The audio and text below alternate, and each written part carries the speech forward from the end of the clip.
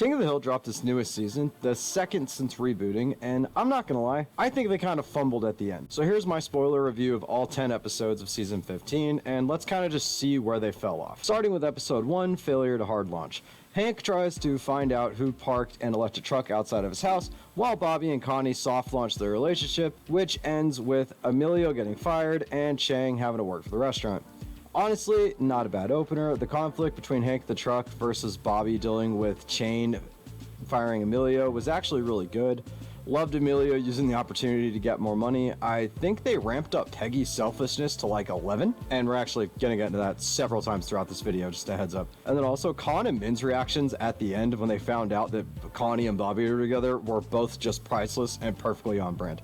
So episode 1, pretty good episode. So then we got episode 2, Care of the Dog. Basically, Hank and Peggy foster a dog, and Bobby tries to give Connie the best birthday ever. This one actually brought a tear to my eye and also made me laugh. It made me feel uncomfortable and feel nostalgic throughout the episode. Probably the top 5 of the season, from Bobby trying too hard to impress Con and Min, which he already knows they don't like him as a kid, so he's trying to make them realize he's a better adult, to him actually finally getting his revenge on Con and Min at the end when Con tries to claim his present and then stick him with the entire bill. Plus Hank actually falling for the new dog, Caesar, because he barks at intruders, even though he was actually way older and way more high maintenance than Hank would have liked to get into. And they're actually going to Lady Bird's grave at the end, and Hank talking to her and working through his feelings in that way about actually adopting the new dog was, honestly, it was just on brand. They addressed what's up with Lady Bird, and I love the fact that she has her own grave.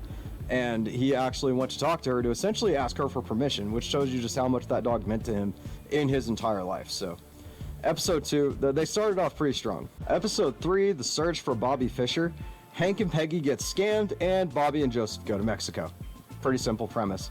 This one was pretty mid, actually. Bobby's carefree attitude causing Hank to fall for a scam he would have fallen for anyway, and him being mad at Bobby kind of drove the plot, and it just kind of didn't have to. I mean, Hank would have fell for that scam, let's be honest, regardless of whether Bobby went to Mexico or not. They just wanted to set up some kind of a conflict between him and Hank for some reason. But I do love this subtle hint that Dale is the one who scammed Hank before Hank goes full dribble, which he does in this episode. He goes and learns from Dale and just goes full chaos mode because he thinks he's lost his edge. And you see Dale just essentially do all this stuff in real time, and it's, in my opinion, heavily implied that Dale just stole money from him. This one did a good job of actually taking Hank out of his comfort zone too. And I also like how Connie helps Bobby, then they immediately prank call her dad. Like, Connie and Bobby's relationship, I thought, was a little rushed to get back into it in the last season for what I felt like something that could have gone on for at least another 2 seasons. But the fact they're still trying to kind of like show how they're supporting each other and still working out this new relationship, to me, is actually really interesting, and I'm kind of glad now they did go this route. I still would have liked another season of Will They Won't They, but you know, they got plenty of time now. Episode 4, Hank encounters the nerd kind. Hank and Bobby take a food truck to a comic convention, and Peggy and Min take a poetry class. Pretty much the same thing. It wasn't super funny. Actually, it was really sad. I think the writers of the show really don't like Peggy. I mean, they're really nailing her like unfounded self-confidence, but her actually ruining Min's date just so they could win a poetry contest was actually really messed up and made me not like Peggy. And that's kind of what we see with Peggy throughout this whole thing, is her just being ramped up to a lot. So we'll get down there, trust me. But like, I don't really like this one in that aspect. I mean, the Bobby and Hank was like perfect. Hank not understanding anything, literally anything, to the point where he gives a fake cop the all access pass, essentially ruining Bobby's hopes of getting in there. And him like just straight up not understanding this culture at all, being brought way out of his comfort zone when all of them turn against him. But then him turning around to help Bobby and actually just watching through the entire series, taking notes and legitimately enjoying it and understanding it, and then going and making a replica that saved Bobby at the end. All of that side of things was perfect. It was a good setup, him helping Bobby drive the truck. You really see Bobby's ambitions. Bobby's still himself. I mean, he loves to dress up and stuff, and that's kind of continued. But then you counter that with Peggy essentially being the worst friend possible to Min, purely to bring it out. Like, she even says it, don't lose the bitch now. Like, we need to come together to make this work. And since you're now happy, so this isn't going to work. And because I want to win, I'm going to sabotage your happiness. If I were men, I wouldn't be talking to her for a long time. So, like, I don't know. I think that part kind of pulled me out of, like, the main plot. But, you know, so like I said, honestly, this one was just kind of like a mid-episode. Episode 5, The Best Little Marriage in Texas. Hank and Peggy volunteer at a church wedding camp thing, and Bobby films his cooking show audition. This one was just sort of was. The Bobby B plot really carried this one. I actually think it should have been the A plot. I like what Bobby thinks is funny is a lot of old references. It was really on brand with his comedy when he was a kid, and it's kind of just following him into his adulthood. And I like that he was willing to give up on the show instead of being mean to his employees, because they wanted him to go that angle, and he did, but then he was like, no, I don't want to do this. And then they realized that he's not 40, he's 20, or in his 20s, and which is a really fun contrast to the fact that Hank Hill was 40, but he was supposed to be like way older. I think he was supposed to be like 60, and they just made his character 40. So the fact that they didn't know that Bobby wasn't 40 is just awesome to me. And then he still gets on the show. But on the other side, I think they were trying to walk back some ideas. I liked how they showed Hank super happy to get to do work, but Peggy being jealous that she couldn't teach the marriage class was very on brand, but again, very annoying. They ramped her up. I don't think they should have went this hard on the whole Peggy selfishness plot. But a thing I did not like was the fact that they just casually say Nancy was actually cheating on Dale again. I don't like it. They stopped that in the show. She only cheated on Dale for like, I think it's only like 4 or 5 seasons. It's not even that much in the original show. And then she's completely loyal to Dale for a very long time.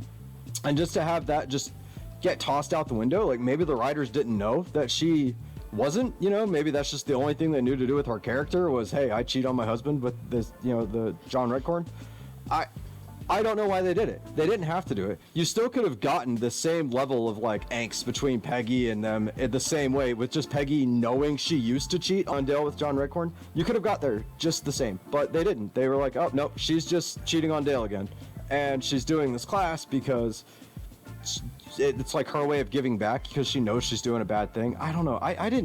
It just makes no sense to me. I hate the fact that they did it, and I hate the fact they did it just to throw it out at the end of the episode. Like, she leaves John Redcorn again at the end of this. This is the last bit we actually get to see of him in this entire freaking thing. He says 2 words and then dips, and he's like, oh, I'll be back. You know, I'll just wait for you. It's cool. You'll come back to me. You're not actually with him. I'm the person.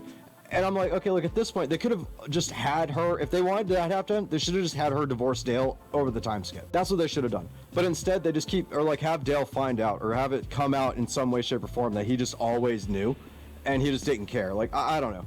But I didn't like that they walked that back. This episode was not very great for me, and like I said, like, between that and Peggy's just pure selfishness in this whole thing is just horrendous to me. So, I don't know. This episode, it was good, but it had a lot of bad. Immediately followed up by an episode that I thought was really, really good. Episode 6, Changes. Peggy's going through menopause. And this one was good. Honestly, by this point, it was hard for me to feel bad for Peggy, but Hank doing anything he can to help her get through this, it just shows you how much he truly loves Peggy.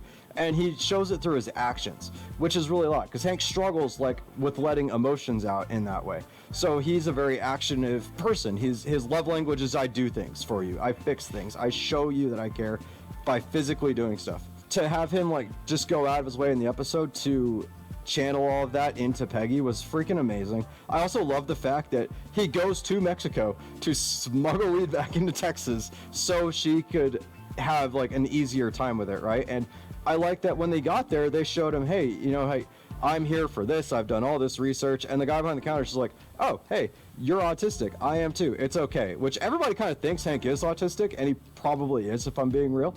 But like, Hank's like, oh, no, it's for my wife. She's going through, and the kid just finishes the sentence. Oh, your wife's going through menopause. It's cool. Here's what we need.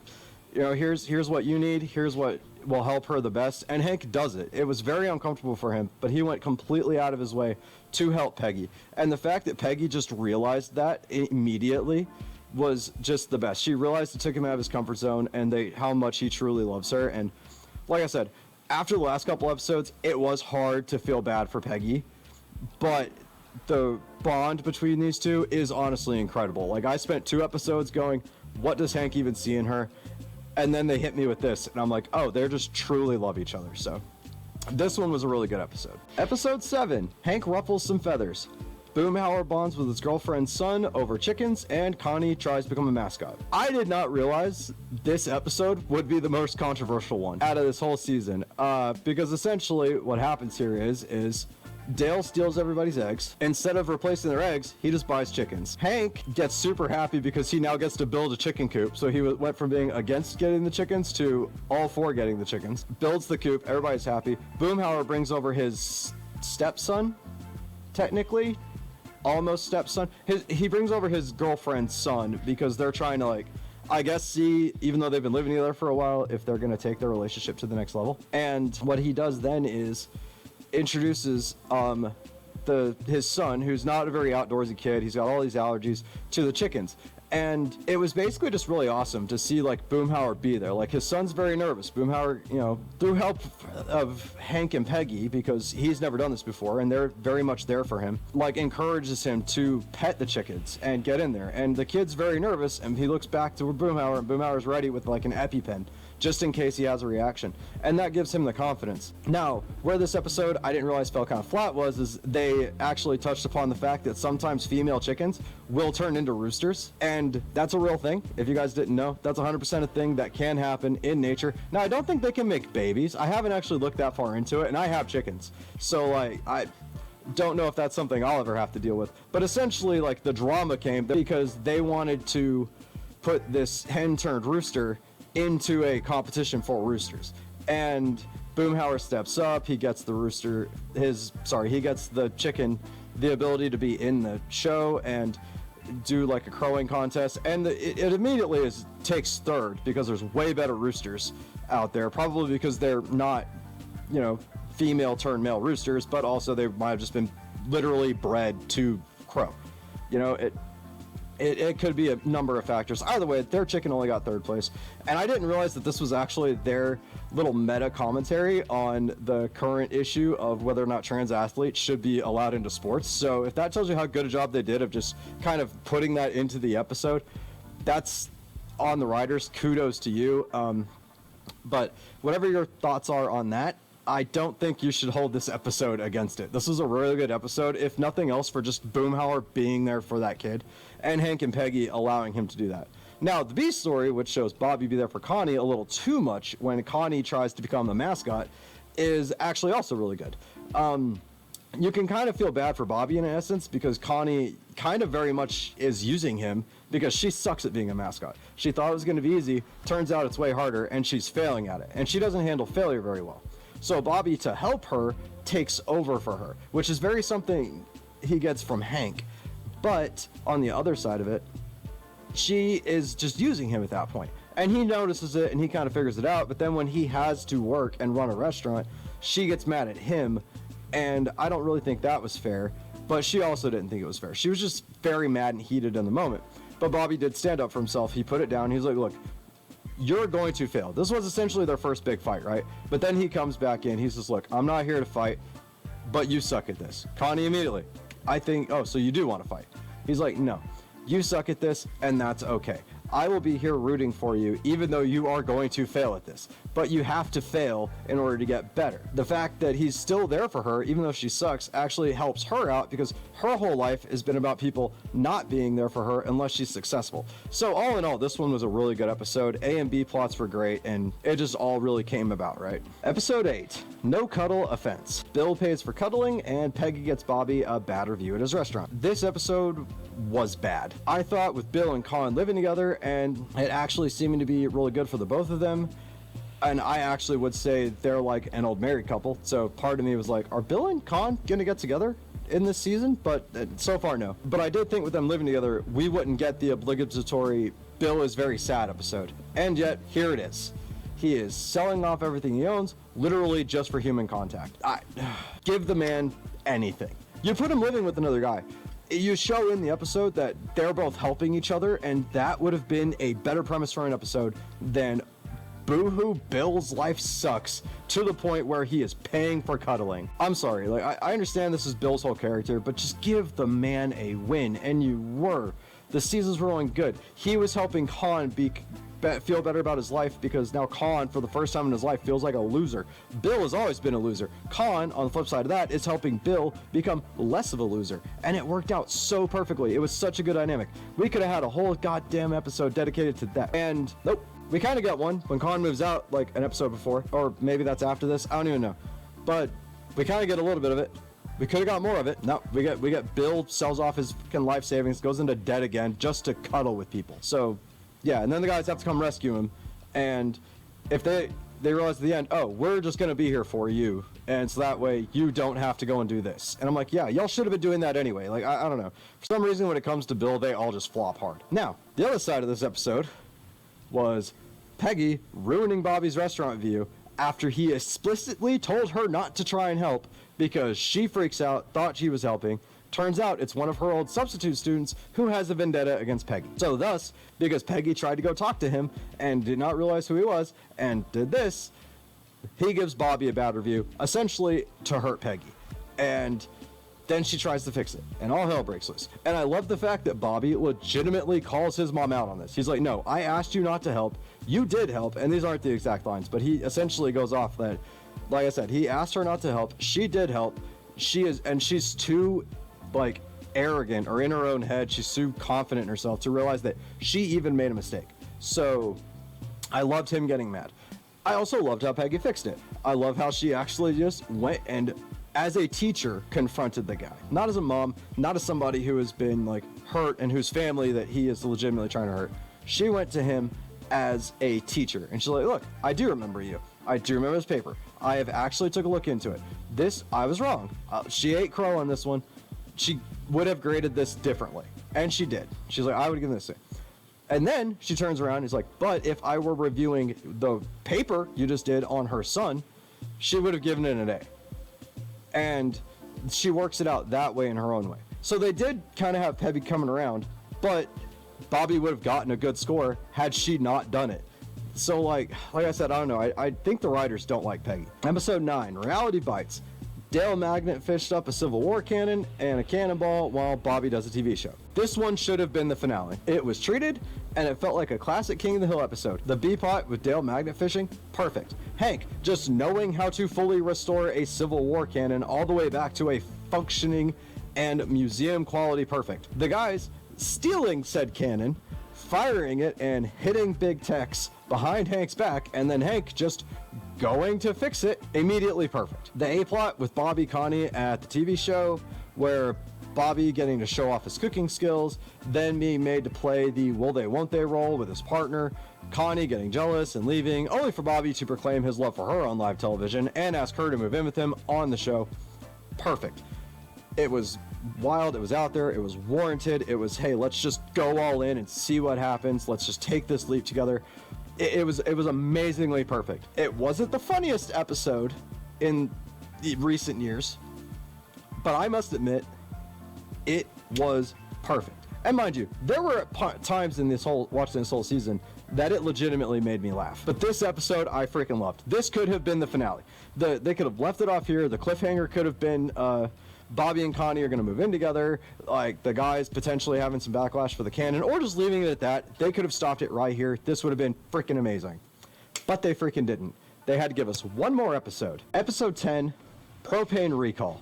The Strickland Propane crew asked Hank for help. This was not a good finale. It wasn't a bad episode by any means.